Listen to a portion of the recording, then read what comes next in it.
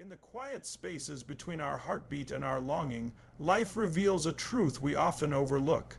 Every connection we chase, every distance we fear, is part of a larger rhythm guiding us toward who we are meant to become. Avoidants, with their silence and retreat, are not anomalies in this dance. They are instruments tuned to a different frequency, echoing the wounds and wisdom of their past. And yet, there is a certain kind of woman who moves not against their rhythm, but with it. A woman whose presence doesn't demand but invites, whose strength isn't loud but expansive, whose essence doesn't chase but simply is. In exploring who she is, we are really exploring the nature of connection itself, the divine choreography that pairs opposites, heals fractures, and brings light to shadow. Because in the end, every soul commits not to a person, but to the harmony that feels like home, a reminder that our paths are written in patterns older than time. There's a certain kind of woman who doesn't fight the current of life, she moves with it. And when we talk about avoidance, we're really talking about people who've learned to survive by controlling the current. They've learned that closeness can feel like a tidal wave, and distance can feel like safety. So when they meet someone who's trying to pull them in, trying to force the tide, they retreat, not because they don't care, but because the rhythm feels out of sync with their own. But the woman they commit to, she doesn't push against that rhythm. She isn't trying to drag them into the shore. She steps into the dance of connection with a sensitivity that feels almost spiritual. She allows space the way nature allows seasons. She doesn't panic when the energy shifts. She doesn't crumble when the conversation grows quiet. She trusts the ebb as much as the flow, and that trust creates a kind of peace the avoidant has rarely felt. And peace, that's the rarest currency for someone who's spent their life managing emotional fire alarms. Think about it, when someone moves with life rather than against it, they become almost like water. Fluid, patient, responsive, not passive, not absent, but present in a way that doesn't overwhelm. There's a softness in her energy that isn't weak at all. It's the softness of someone who's not at war with herself. And because she's not at war with herself, she doesn't make the relationship a battlefield either. Avoidants notice that immediately. She's not trying to decode every pause, not trying to predict every emotion, not trying to reshape him into something different. She's moving with life, not with fear. She's listening to the rhythm beneath the surface, the pulse of something deeper than momentary misunderstanding or insecurity. She sees the pauses as part of the music, a place where breath is taken, not love withdrawn, and that changes everything. Because when an avoidant feels someone aligning with the natural rhythm of connection rather than demanding a new one, their nervous system starts to relax. They stop guarding every inch of emotional territory. They stop scanning the environment for danger. They begin to feel safe, not pressured, not pursued, not cornered. Safe, and safety is what opens the door to commitment.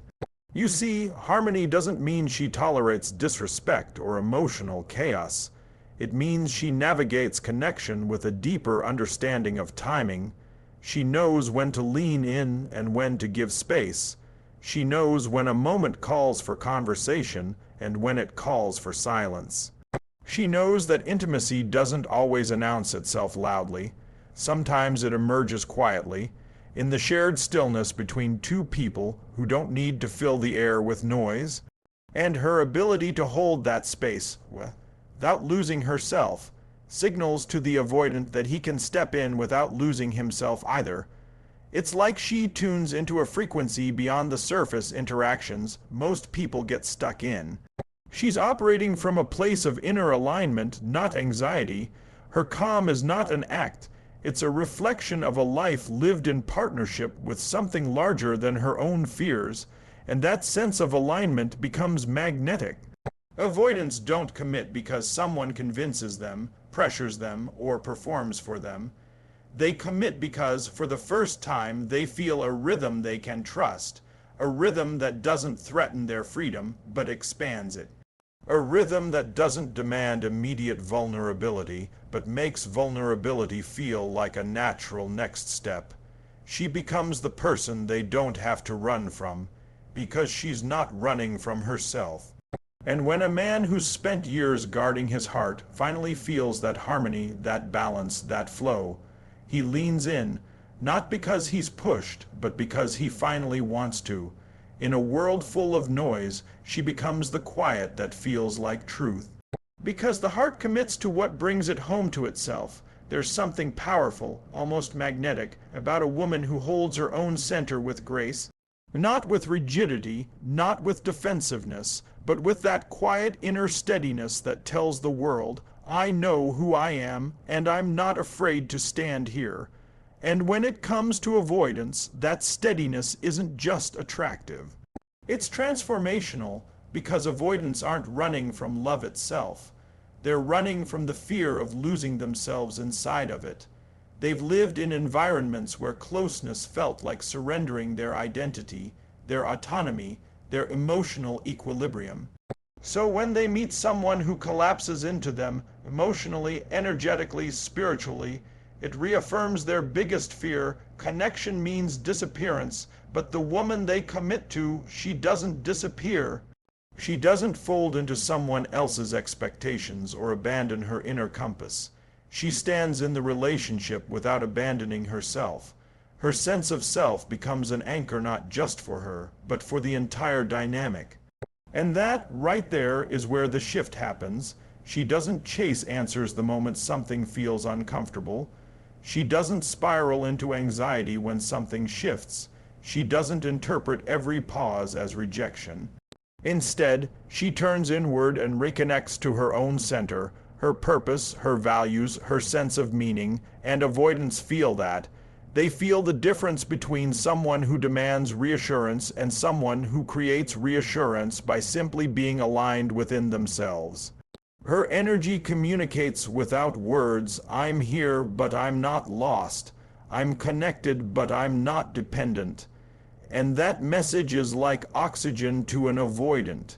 You see, when a woman is grounded in her own identity, she doesn't need the relationship to validate her. She doesn't need emotional performances or constant closeness to know she's loved. She understands that connection is a flow, not a possession. She knows her worth, and because of that, she's not afraid to let the relationship breathe.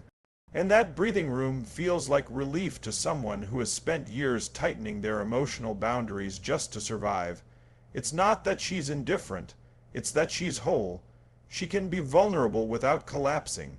She can be loving without clinging. She can give without expecting an immediate return. Her emotional self-sufficiency isn't about being closed off, it's about being complete, and completeness is what makes her presence so calming. Avoidants notice things that most people miss. They watch energy, they feel pressure, they sense urgency, and when they encounter a woman who's rooted, truly rooted, in her own internal stability, the avoidant finally stops bracing for impact. He stops preparing for the moment he'll be emotionally consumed. He stops anticipating the weight of someone else's unresolved fears being placed on his shoulders. Instead, he feels something different. He feels respect. He feels admiration. He feels a kind of awe for the woman who can love deeply while still honoring herself. And here's the beautiful irony, that self-honoring is exactly what makes him feel safe enough to let his guard down. A woman who holds her center with grace becomes a mirror. She reflects back to him the possibility that intimacy doesn't have to cost him his identity. She shows him that two whole people can meet without one swallowing the other. She teaches, simply by existing, that love is not a cage, it's a collaboration. And when she stands firm in herself, she gives him permission to step into himself. Not the version shaped by fear, but the version shaped by possibility. The version that can love without losing, the version that can connect without retreating. Because when a woman is centered, she doesn't ask a man to complete her. She invites him to join her, and that invitation feels like liberation. In a world that constantly pulls us away from ourselves, she becomes the reminder of what it looks like to stand tall, stand open, and stand true. And that kind of woman doesn't chase commitment, she inspires it. There's a different kind of power in a woman whose presence invites rather than demands. It's subtle but unforgettable. It's not about passivity or pretending not to care. It's about embodying an energy that says, you can come closer if you choose, and you can breathe while you do. And for someone with avoidant tendencies, that kind of presence feels like stepping into warm sunlight after years of bracing against the cold. Avoidants are accustomed to pressure, expectations, emotional intensity that comes too fast, too soon. For them, closeness has often felt like standing under a spotlight they never asked for, bright, overwhelming, and impossible to escape without shutting down. So when they encounter someone whose energy doesn't chase, doesn't corner, doesn't demand emotional repayment for every moment shared, something inside them shifts. It's like their nervous system finally gets permission to relax. This woman's presence doesn't ask, where is this going? Why haven't you opened up more? Why aren't you responding fast enough? Instead, she communicates something entirely different. I trust the pace. I trust the process. I trust you to show up when you're ready. And that trust becomes a hinge that the entire relationship can turn on. Because an avoidant doesn't run from closeness. They run from expectation. They run from the feeling that someone else's happiness depends entirely on their emotional availability. They run from pressure disguised as affection, but presence without force, that's something they lean toward almost instinctively. This woman knows how to create emotional spaciousness. She knows that intimacy isn't built by trying to pry someone open. It's built by creating an environment where opening feels safe. She's not trying to pull someone into her rhythm. She's not trying to adjust who they are so she can feel secure. She's simply offering a steady place where connection can unfold naturally, and that offer, that gentle, patient invitation, is one of the rarest things an avoidant ever encounters. Her presence feels like this quiet reassurance. I don't need to grip you to keep you close. And that is exactly what makes closeness possible. When a woman embodies this energy, she breaks the cycle that avoidants are used to. They're used to people pushing harder when they pull back. They're used to being met with anxiety, fear, ultimatums, emotional urgency. But with her, when they take a step back, nothing explodes, nothing escalates. She stays calm, grounded, open. She responds instead of reacts, and that emotional steadiness becomes an invitation, one they can finally trust. Because here's what's remarkable: when there is no demand, desire becomes visible. When there is no pressure, preference becomes clear. When there is no chase, true connection emerges. The avoidant starts stepping forward not because they're obligated, but because something in her presence draws them in. They begin to associate closeness with relief rather than risk. They begin to associate her with freedom rather than expectation. They begin to discover that intimacy, when it's not forced, can actually feel like coming home, and the woman who invites rather than demands never has to manipulate or perform. She opens the door and lets the man decide to walk through it at his own pace. She knows that real connection isn't built on control, it's built on consent, on willingness, on authentic desire, and that's exactly why avoidants commit to her, because with her, commitment feels like a choice, not a cage. Her presence isn't loud, but it's unmistakable. It's the quiet confidence of someone who knows her worth, but doesn't need to convince you of it. She stands in the doorway of connection with an open heart and open hands. And a man who has run from pressure his whole life finally sees what it feels like to run toward peace. Because the right presence doesn't demand commitment, it makes commitment undeniable. There's a rare kind of woman who understands that the unspoken spaces between two people are not empty. They're alive, they're meaningful, they're part of the conversation. Most people get uncomfortable with silence. They rush to fill it, fix it, interpret it, but she treats those quiet moments like sacred ground. She knows that not everything true needs to be loud, and not everything real needs to be spoken right away. And this matters so deeply when we talk about avoidance, because silence is often where they go to breathe. It's where they recalibrate, where they find themselves again. They're not withdrawing to punish, and they're not disappearing because they don't care. For them, space is the place where they can hear their own thoughts again, where they can settle the internal noise that gets stirred up when emotions run high, and when they meet a woman who can hold those unspoken spaces without panic, without accusation, without assuming the worst. It changes the entire dynamic. She doesn't jump to, something's wrong, he's pulling away, I need answers. Instead, she leans into a deeper understanding. Connection has seasons, conversations have breaths. Even love has waves. She allows the silence to be a part of the dance, and that allowance is everything. Because for someone who has spent years feeling overwhelmed by emotional intensity, the woman who can sit with the quiet becomes a refuge. Not because she withholds emotion, but because she honors the moments where emotion needs room to settle before it can be shared. She listens not only to the words, but to the pauses. She doesn't just hear what's said, she hears what's meant. She feels the shift in energy, but she doesn't catastrophize it. She trusts the relationship enough to let the invisible parts speak too, and avoidants feel that trust. They feel her presence even in the silence. They feel her openness even when nothing is being said. They feel her steadiness, especially when others would have already spiraled. This is the woman who understands that connection isn't built on constant talking, it's built on attunement. She knows when words would only complicate something that's already trying to untangle itself. She knows that sometimes the heart needs a moment before the mouth can speak, and that wisdom becomes healing. Avoidants begin to realize something new. Their silence isn't being punished, it isn't being misinterpreted, it isn't being used against them, it's being understood. That kind of understanding is rare.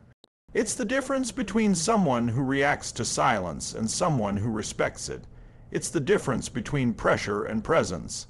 It's the difference between being forced to open up and being given space to open naturally. With her, they don't feel the need to armor up. They don't feel the urgency to defend their quiet moments. They begin to see that connection isn't a constant performance. It's a rhythm, a pulse, a flow.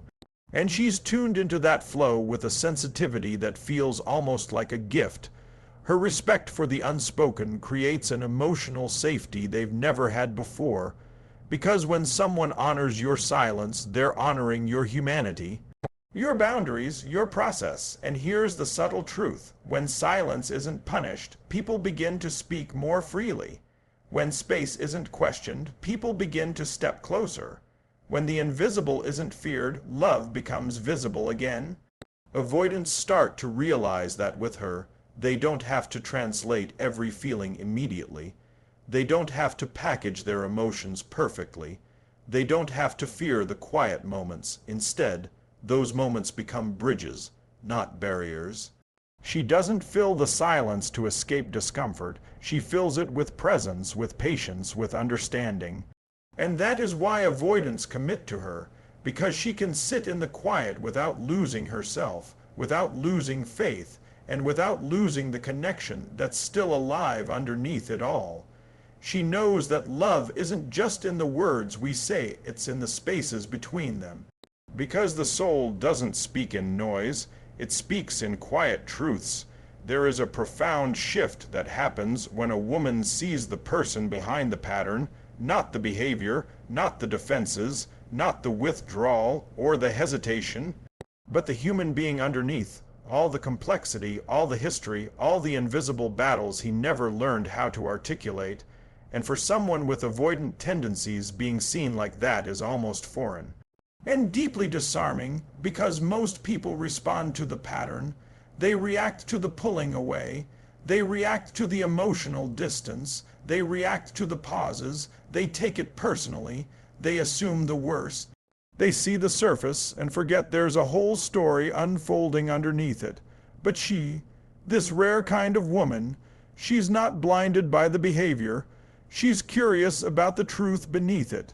She looks past the shield and into the soul. And not with judgment, not with an agenda, not with a desire to change him, but with a sense of compassion that feels almost ancient, she understands that avoidant tendencies don't come from a lack of love. They come from a lack of emotional safety at pivotal moments in life. They come from learning over years that vulnerability wasn't met with understanding, that needs weren't met with presence, that closeness sometimes cost more than it gave. So the pattern became a survival mechanism, a way to navigate intimacy without losing oneself. She sees that, and when someone feels seen at that depth, the entire dynamic transforms. She doesn't interpret his discomfort as rejection. She interprets it as protection. She doesn't label his quiet as indifference. She recognizes it as processing. She doesn't assume his hesitation means he's not invested.